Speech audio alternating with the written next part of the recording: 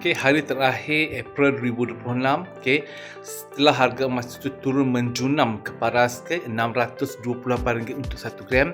So hari ini sebelum dia menutup harga, okey, membuka tirai baru Mei nanti, harga emas kembali naik kepada RM642, okey, per gram.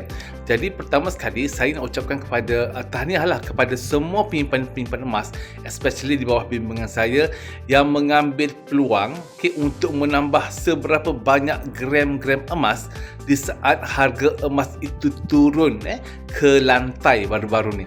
So inilah salah satu kaedah ataupun tindakan yang paling bagus apabila mereka tahu apa yang perlu dilakukan tak kala apabila harga emas itu turun. So sebenarnya tuan-puan, sebagai seorang penyimpan emas, kita sebenarnya sesekali tidak akan terkesan harga emas itu naik ataupun turun. Harga emas itu naik, kita senyum sebab kita tahu nilai simpanan kita dah semakin meningkat.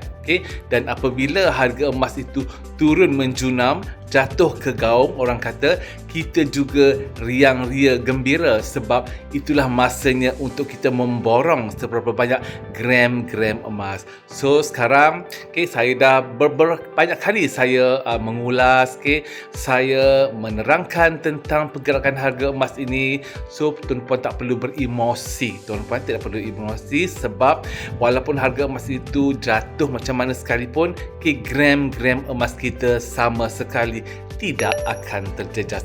Kita tahu bahawa harga emas itu akan naik dan turun untuk jangka masa pendek, dan percayalah tuan-puan, untuk jangka masa panjang, harga emas itu pasti akan naik.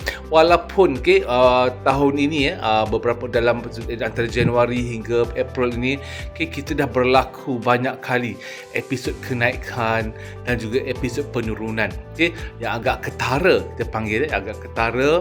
Tetapi sebagai seorang penyimpan emas, kita tenang-tenang aja, konsisten, yang pasti gram emas kita bertambah. Ingat tuan-tuan, so jangan risau. So tahniah saya nak ucapkan kepada semua. So kepada mereka yang masih lagi belum bermula, jangan bertangguh. Pada saya personally, harga emas ini masih lagi berada di tahap murah sebab dia berada di bawah RM650 untuk 1 gram.